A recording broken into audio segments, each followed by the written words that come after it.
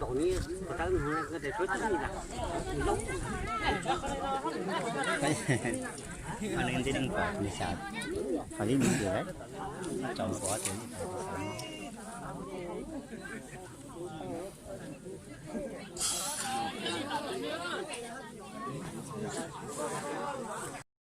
thì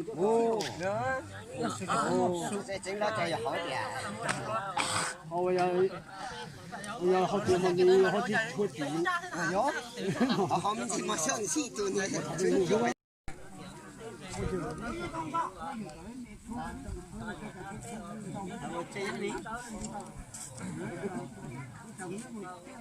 thì giờ lớn muốn lân chè nè chỉ cho tay thì đi tập pin mà cũng chỉ có mấy gì mà đây cho cái gì kia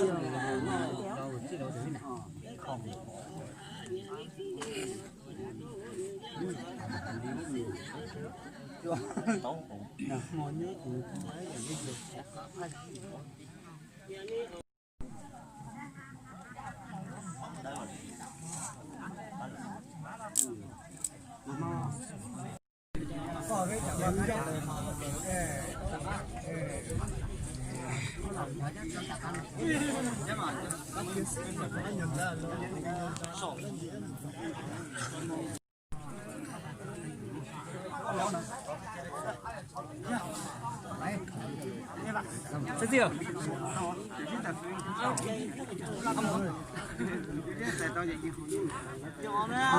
chứ không thấy rồi nào đâu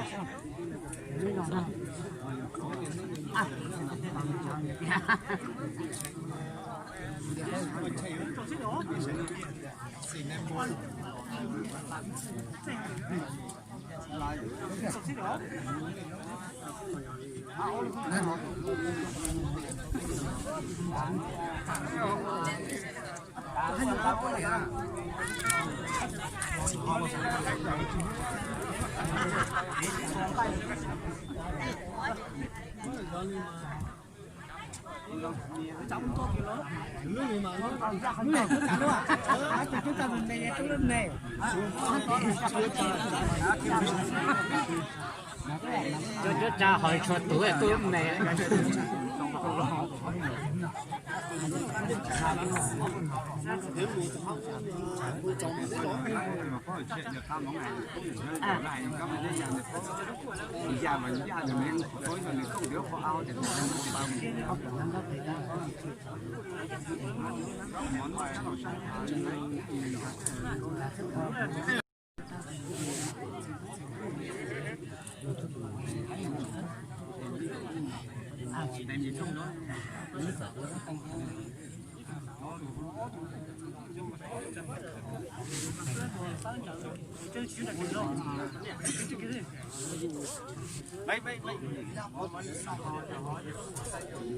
này cho cha này đây xa lò tụi mà nó chỉ lò cái gì này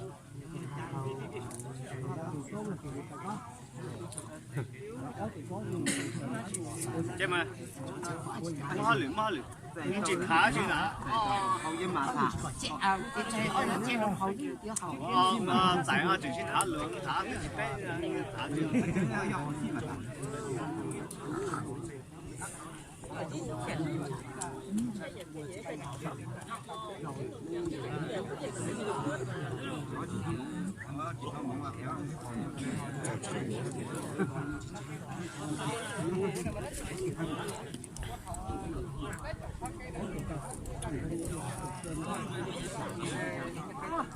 chết quá liền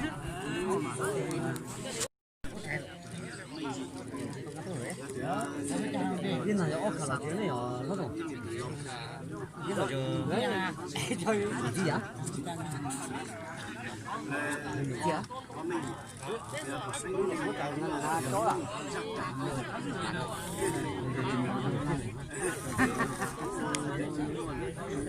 chưa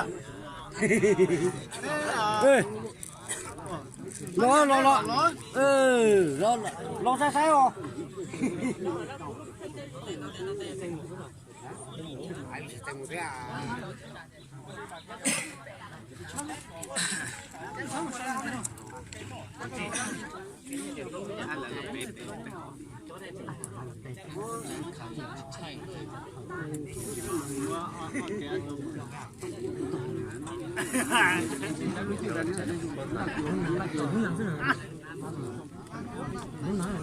Kêu. Lúc nào rồi? Lúc nào mình khả năng lên. Lúc nào rồi nào? Lúc nào rồi nào?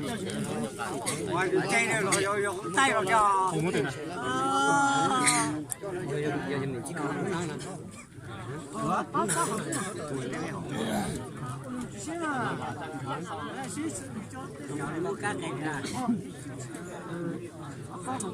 只有。有了，从这带到到，就我也没我，就包了就没高兴。到了原来就，我就叫他，可以，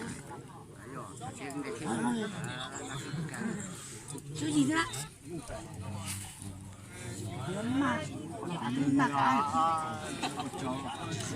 còn một thằng mua thì đâu rồi. Cho là cảnh trả nhớ nữa cho sửa nó luôn. Sao mà đó thế không đông tây ra cũng tôi một chỗ rồi. Ông thiết chế như con lòng dính bao. Chết rồi. Khó thì mong đâu không tiền này. Nó hậu vậy. Wow, to rồi. Là bếp để cá to. Đó rồi. Nhìn nào đấy? Nhìn to.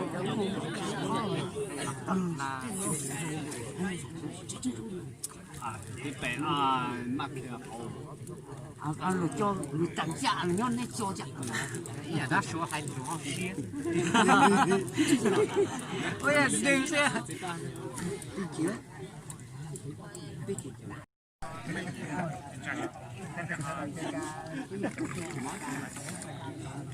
Để chờ xin. Xí sao cũng có nhà cây đấy á.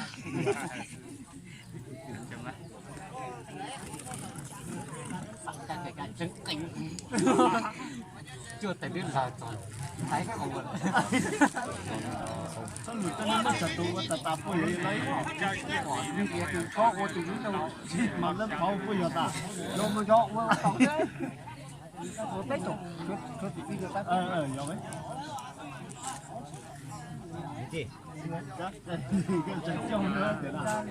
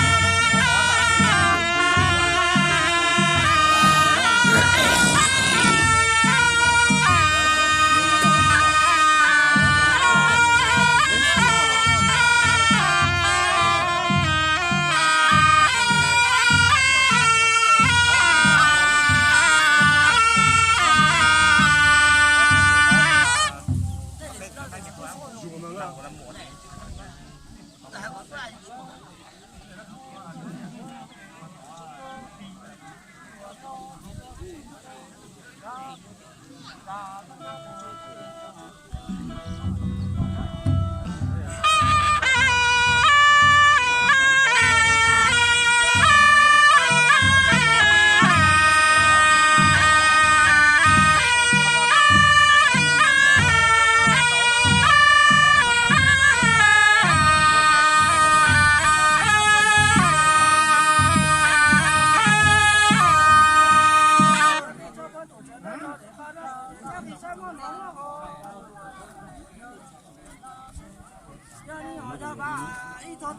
subscribe cho kênh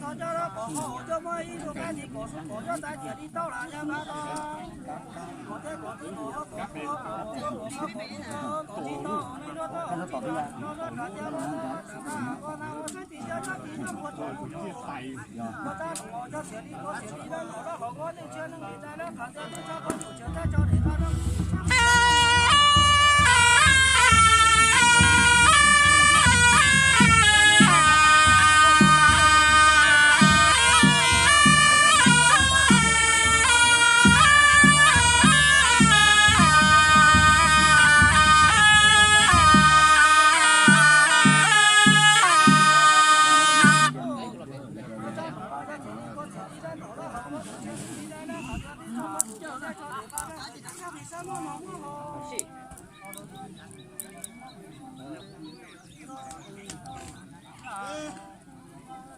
Gõ để không bỏ lỡ